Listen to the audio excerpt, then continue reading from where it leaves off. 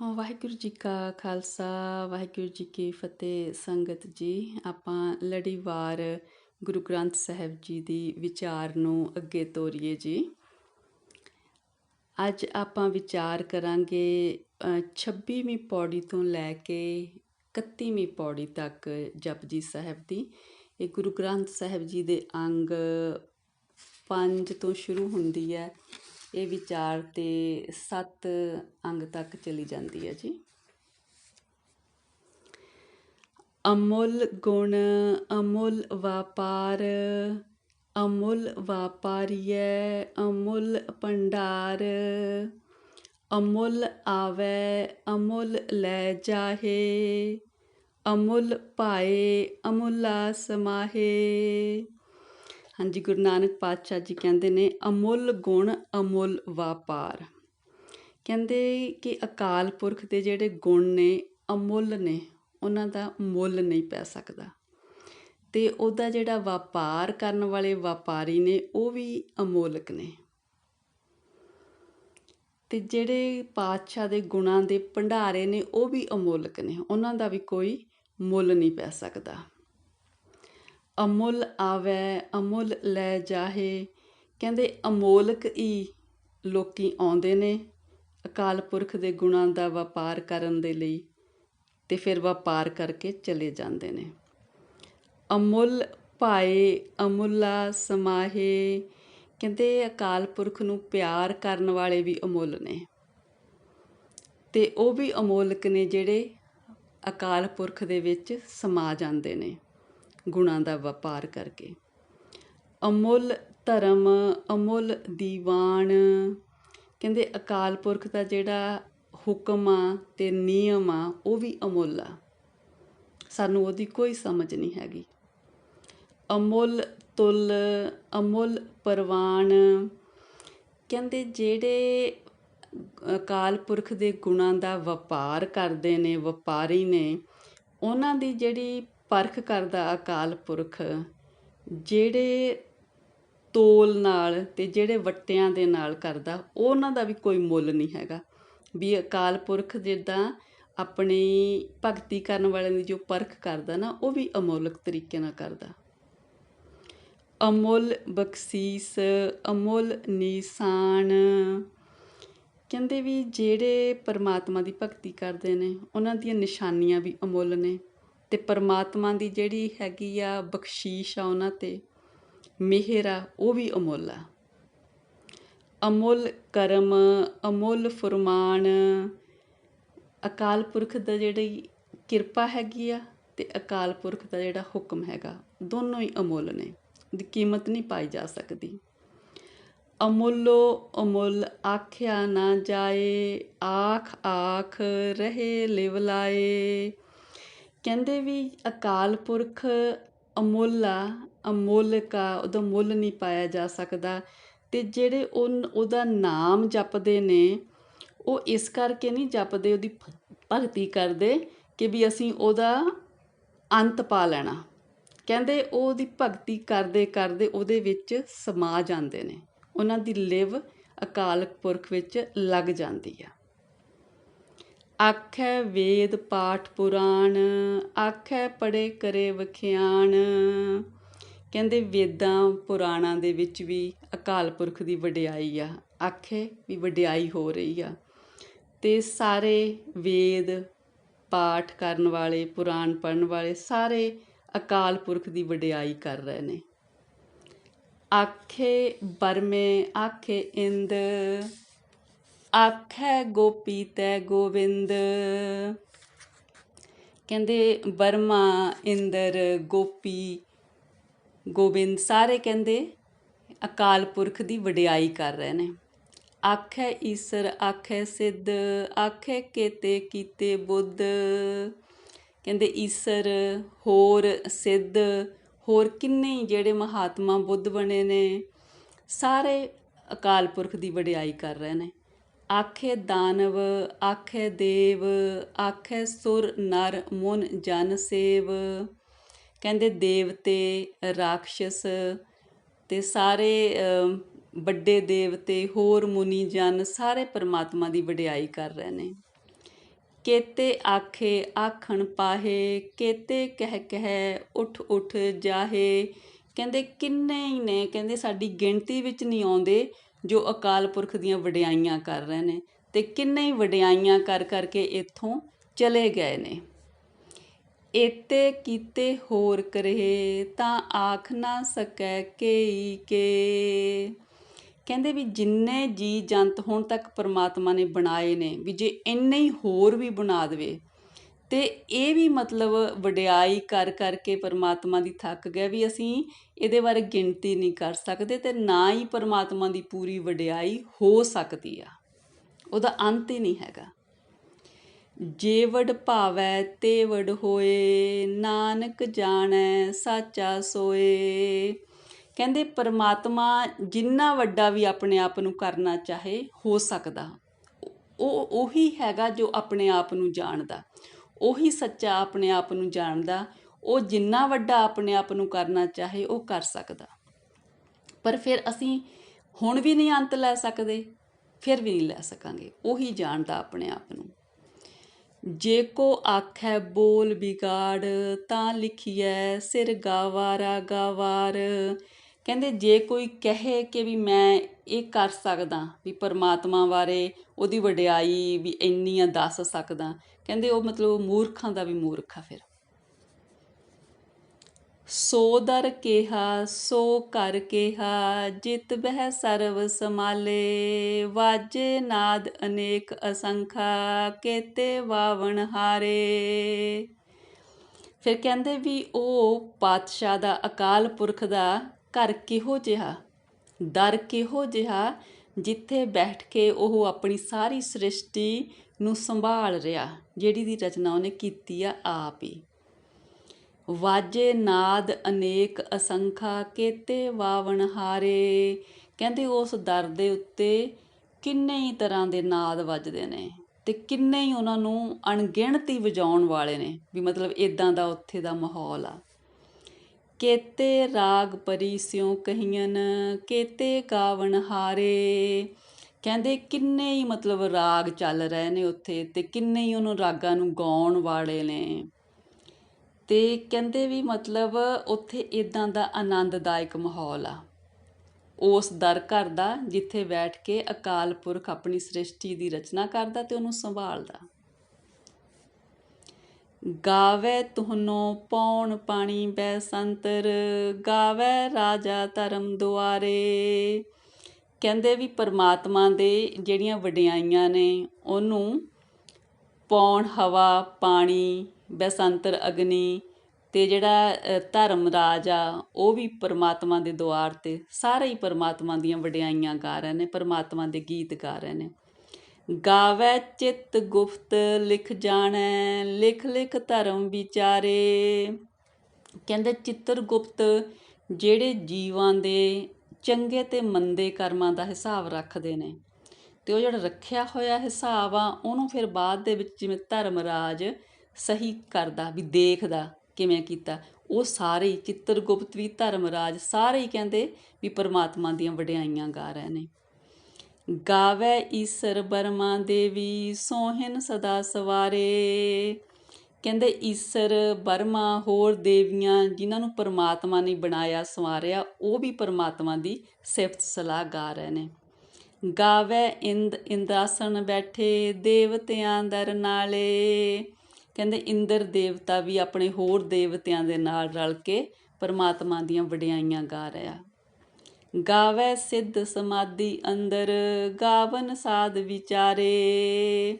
ਕਹਿੰਦੇ ਜਿਹੜੇ ਸਿੱਧ ਨੇ, ਸਮਾਧੀਆਂ ਲਾ ਕੇ ਬੈਠੇ ਨੇ, ਉਹ ਵੀ ਪਰਮਾਤਮਾ ਦੀ ਕੀਰਤੀ ਗਾ ਰਹੇ ਨੇ, ਅਤੇ ਸਾਧ ਵੀ ਪਰਮਾਤਮਾ ਦੀ ਕੀਰਤੀ ਦੀ ਵਿਚਾਰ ਕਰ ਰਹੇ ਨੇ, ਗਾ ਰਹੇ ਨੇ। ਗਾਵਨ ਜਤੀ ਸਤੀ ਸੰਤੋਖੀ, ਗਾਵੈ ਵੀਰ ਕਰਾਰੇ। ਕਹਿੰਦੇ ਜਿਹੜੇ ਜਤੀ ਸਤੀ ਸੰਤੋਖੀ ਨੇ, ਅਤੇ ਜਿਹੜੇ ਯੋਧੇ ਵੀਰ ਨੇ, ਉਹ ਸਾਰੇ ਹੀ ਪਰਮਾਤਮਾ ਦੀਆਂ ਵਡਿਆਈਆਂ ਗਾ ਰਹੇ ਨੇ। ਗਾਵਨ ਪੰਡਤ ਪੜਨ ਰਖੀਸਰ, ਜੁਗ ਜੁਗ ਵੇਦਾਂ ਨਾਲੇ।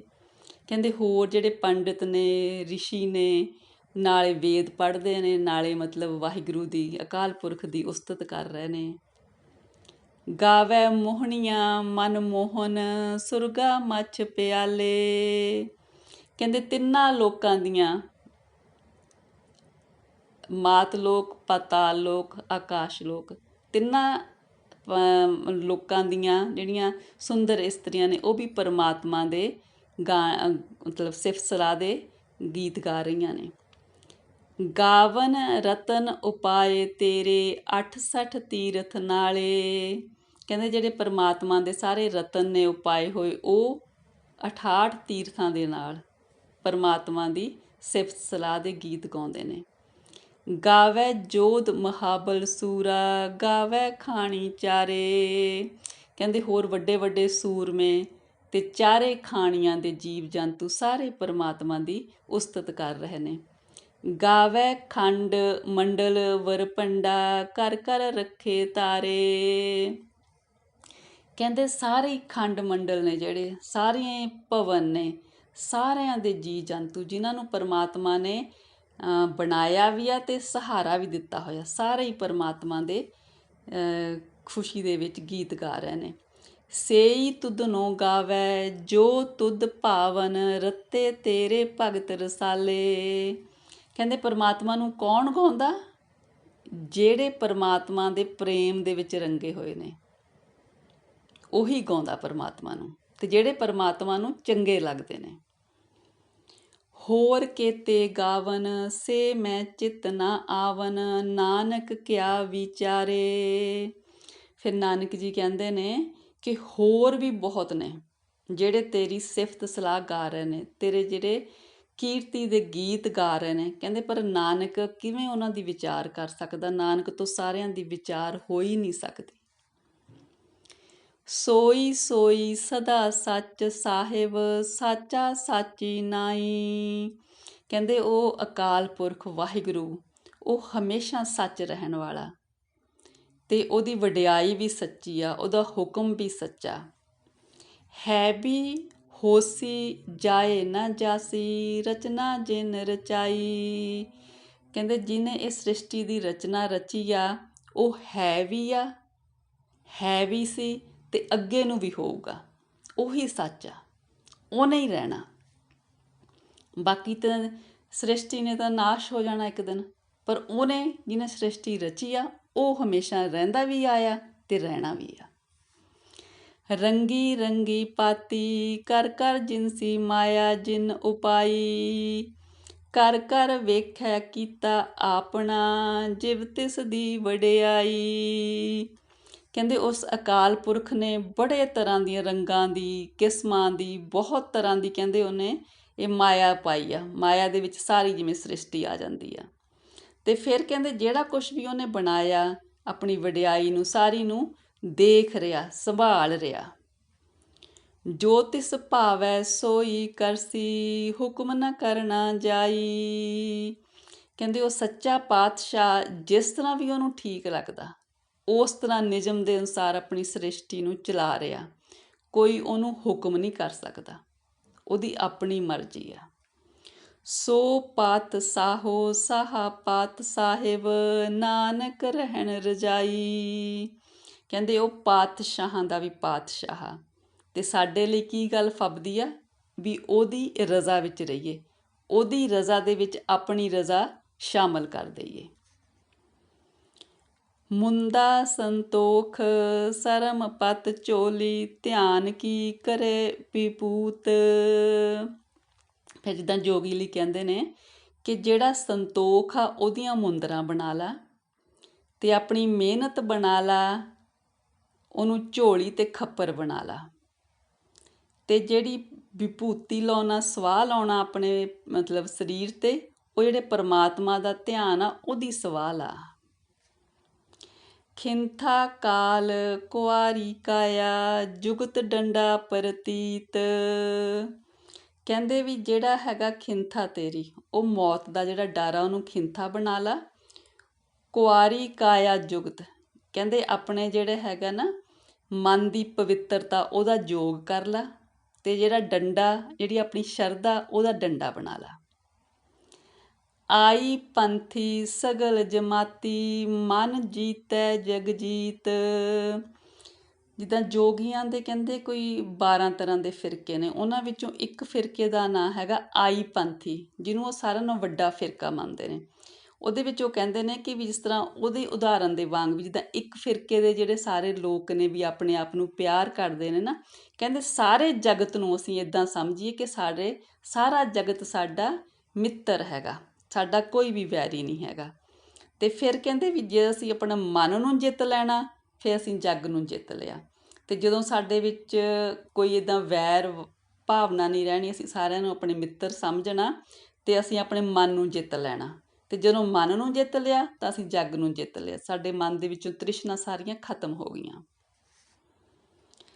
ਆਦੇਸ ਤਿਸੇ ਆਦੇਸ, ਕਹਿੰਦੇ ਉਸ ਅਕਾਲ ਪੁਰਖ ਨੂੰ ਨਮਸਕਾਰ ਆ, ਹਮੇਸ਼ਾ ਹੀ ਨਮਸਕਾਰ ਆ। ਆਦ ਅਨੀਲ ਅਨਾਦ ਅਨਾਹਤ ਜੁਗ ਜੁਗ ਏਕੋ ਵੇਸ। ਜੁਗ ਜੁਗ ਏਕੋ ਵੇਸ ਦਾ ਮਤਲਬ ਕਿ ਹਰ ਇੱਕ ਯੁੱਗ ਦੇ ਵਿੱਚ, ਸਾਰੇ ਯੁੱਗਾਂ ਦੇ ਵਿੱਚ ਉਹ ਹਮੇਸ਼ਾ ਇੱਕੋ ਤਰ੍ਹਾਂ ਦਾ ਸੀ।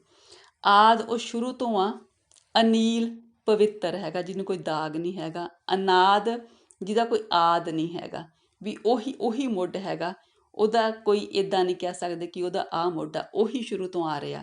ਅਨਾਹਤ ਜਿਹਦਾ ਨਾਸ਼ ਨਹੀਂ ਹੁੰਦਾ, ਸਾਰੇ ਯੁੱਗਾਂ ਦੇ ਵਿੱਚ ਉਹ ਪਰਮਾਤਮਾ ਰਹਿਣ ਵਾਲਾ, ਉਹ ਸੱਚਾ, ਉਹ ਸਭ ਦਾ ਮੁੱਢ ਆ। ਉਹ ਤੋਂ ਪਹਿਲਾਂ ਕੌਣ ਸੀ ਇਹ ਨਹੀਂ ਕਿਹਾ ਜਾ ਸਕਦਾ, ਉਹੀ ਸਭ ਤੋਂ ਪਹਿਲਾਂ ਦਾ, ਉਹ ਹਮੇਸ਼ਾ ਰਹਿਣ ਵਾਲਾ, ਉਹਦਾ ਵਿਨਾਸ਼ ਨਹੀਂ ਹੋਣਾ, ਸਾਰੇ ਯੁੱਗਾਂ ਵਿੱਚ ਇੱਕੋ ਤਰ੍ਹਾਂ ਵਰਤ ਰਿਹਾ। ਭੁਗਤ ਗਿਆਨ ਦਿਆ ਭੰਡਾਰਨ ਘਟ ਘਟ ਵਾਜੈ ਨਾਦ।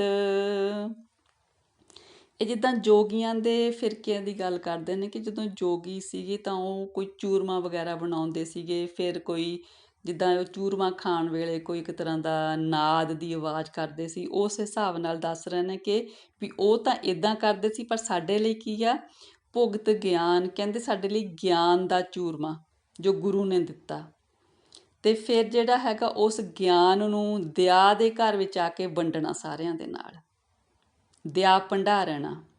ਘਟ ਘਟ ਵਾਜੇ ਨਾਦ, ਕਹਿੰਦੇ ਸਾਡੇ ਜਿਹੜਾ ਉਹ ਨਾਦ ਵੱਜਣ ਦੀ ਬਜਾਏ ਜਿਹੜਾ ਆਪ ਜੋਗੀ ਵਜਾਉਂਦੇ ਸੀ, ਸਾਡੇ ਕਹਿੰਦੇ ਮਨਾਂ ਦੇ ਵਿੱਚ, ਦਿਲਾਂ ਦੇ ਵਿੱਚ ਉਹ ਪਰਮਾਤਮਾ ਦਾ ਨਾਦ ਹਮੇਸ਼ਾ ਹੀ ਵੱਜ ਰਿਹਾ। ਅਸੀਂ ਉਸ ਨਾਦ ਨੂੰ ਮੰਨਦੇ ਹਾਂ ਜੋ ਪਰਮਾਤਮਾ ਦਾ ਨਾਦ ਨਿਰੰਤਰ ਸਾਰਿਆਂ ਦੇ ਅੰਦਰ ਚੱਲ ਰਿਹਾ।